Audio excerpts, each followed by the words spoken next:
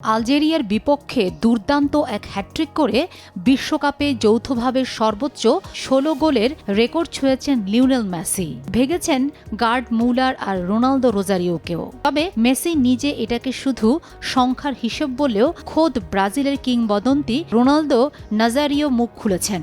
তিনি সাফ জানিয়ে দিয়েছেন, আর লুকিয়ে না থেকে সত্যটা মেনে নিন, মেসি সর্বকালের সেরা ফুটবলার। রিপিট, ২০২৬-২৭ অর্থবছরের প্রস্তাবিত ৯,৩৮,০০০ কোটি টাকার বাজেটকে লুটপাটের বাজেট বলে তীব্র সমালোচনা করেছেন কুষ্টিয়া ৩ আসনের সংসদ সদস্য আমির হামজা।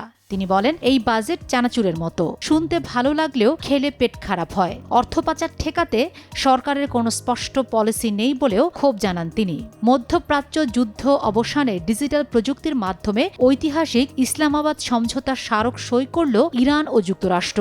এর ফলে অবিলম্বে লেবানন সহ সব ফ্রন্টে সামরিক অভিযান বন্ধ হচ্ছে এবং খুলে দেওয়া হচ্ছে গুরুত্বপূর্ণ হরমুজ প্রণালী। চুক্তির আওতায় ইরানের উপর থেকে নিষেধাজ্ঞা শিথিল হবে এবং দেশটি পুনর্গঠনে $৩০০ বিলিয়ন সুনির্দিষ্ট পরিকল্পনা করা হয়েছে। ইসরায়েলের প্রধানমন্ত্রী বেনিয়ামিন নেতানিয়াহুর উপর নাকি বেশ বিরক্ত মার্কিন president Donald Trump. Wall Street জার্নালের তথ্য মতে, ট্রাম্প তার উপদেষ্টাদের বলেছেন, নেতানিয়াহুকে সামলানো কঠিন। তিনি সবকিছুতেই বোমা মারতে চান এবং কখনো কখনো মাত্রাতিরিক্ত এগিয়ে যান।